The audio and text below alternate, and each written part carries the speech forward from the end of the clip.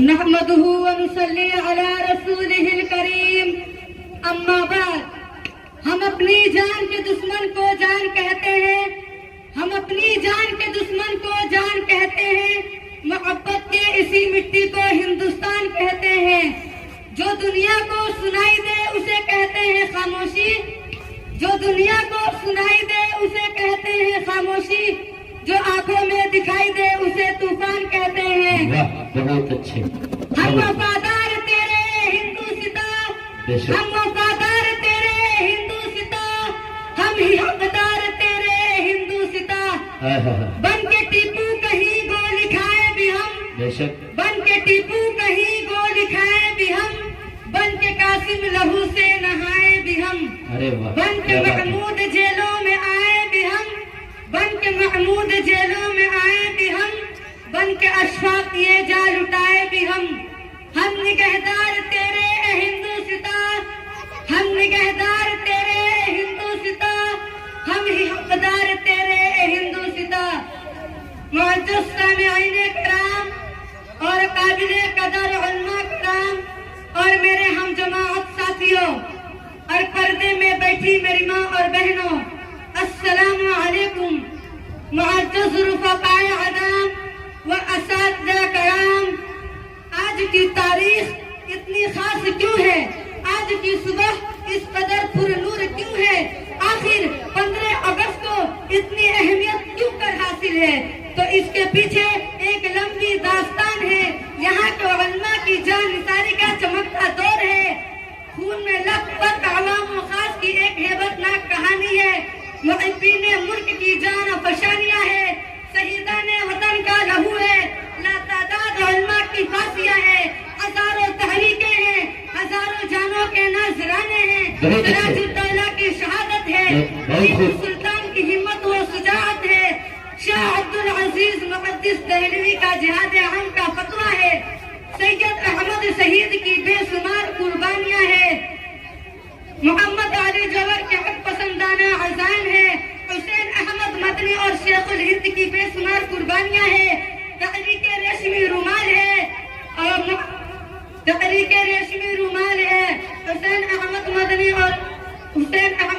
और शेखुल हिंद की बेशुमार कुर्बानियाँ है, तहरीके रेशमी रुमाल है और इसी तरह की बेशुमार कुर्बानियाँ हैं जिनके नतीजे में ये देश आजाद हुआ और इसी मुनासिबत से आज की तारीख खास हो गई। मुअज़्ज़ज़ सामिईन, जिस मुल्क को हमारे आबाओ अजदाद ने अपने लहू से सींचा था, अपने खून जिगर से जिसकी आबियाती की थी, अपनी रातों की नींद और दिन का सुकून कुर्बान किया था, सीनों पर गोलियां खाई थी और जिंदान की मुशक्कतें बर्दाश्त की थी, इसके बावजूद फिर भी आज इस मुल्क से मुजाहिदीन आजादी का नामो निशान मिटा देने की साजिश हो रही है।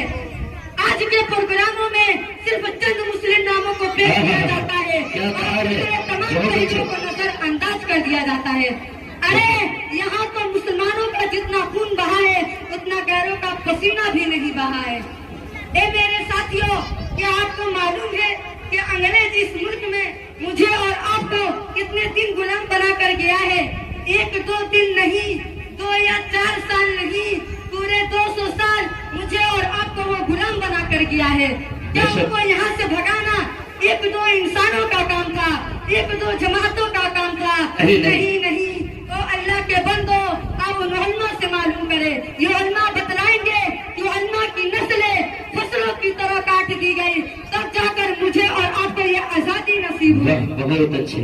मोहतरम सामिईन किराम, लेकिन आज ये हर तरफ आवाज उठती है, आज हर तरफ ये आवाज गूंजती है, जिधर भी देखो उधर से ये आवाज आती है कि ये मुल्क हमारा है, ये देश हमारा है, ये तिरंगा हमारा है। मैं पूछना चाहती हूँ उन फिरका परस्तों से, देश के गद्दारों से जो कुर्सी पर बैठकर इस देश में दंगे करवाते हैं, इस देश में झगड़े करवाते हैं, हिंदू मुस्लिम में नफरत की बीज बोते हैं, हिंदू मुस्लिम को आपस में लड़वाते हैं।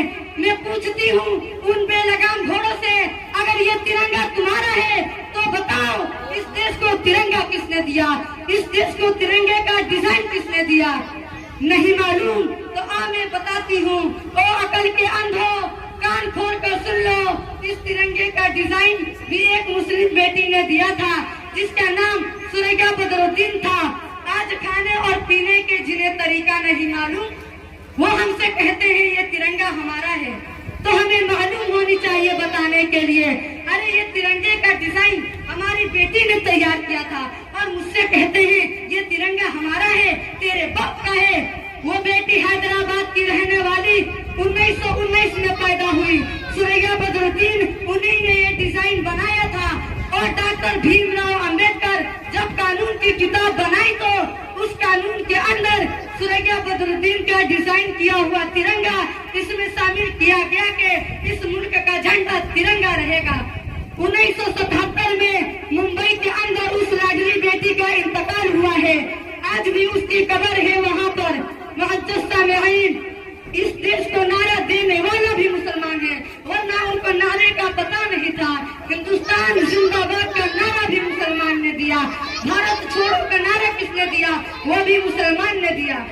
इसके बावजूद आज हमसे सबूत मांगा जाता है और कहा जाता है अपना प्रूफ लाओ, तुम इस देश के हो या नहीं हो।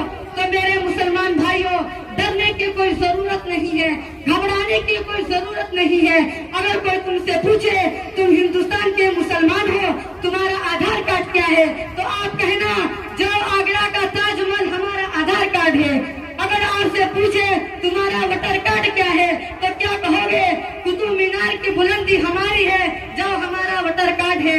आपसे पूछे तुम्हारा राशन कार्ड क्या है, तो क्या कहोगे, दिल्ली की लाल किला की 10 दीवार हमारी राशन कार्ड है। अगर आपसे कोई पूछे तुम्हारा ड्राइवरी लाइसेंस क्या है, कलमे के आधार पर, तो आप कहना जाओ हैदराबाद की 4 मीनारी राशन कार्ड की प्रूफ है। लेकिन कभी भी उन गद्दारों के सामने हम नहीं झुकेंगे। हम कल भी नहीं झुके थे, हम आज भी नहीं झुकेंगे। हम डरते हैं तो सिर्फ अल्लाह से डरते हैं, तुम जैसे गद्दारों से हम नहीं डरते हैं। बस इन्हीं चंद बातों पर मैं अपनी तकरीर को खत्म करती हूँ इस शेर के साथ। जब चमन को लहू की जरूरत पड़ी, जब चमन को लहू की जरूरत पड़ी, तो सबसे पहले गर्दन हमारी ही कटी। अब कहते हैं हमसे ये अहले चमन, अब कहते हैं हमसे ये अहले चमन, ये चमन हमारा है तुम्हारा नहीं। व आखिरु दअवाना अनिल हम्दुलिल्लाहि रब्बिल आलमीन।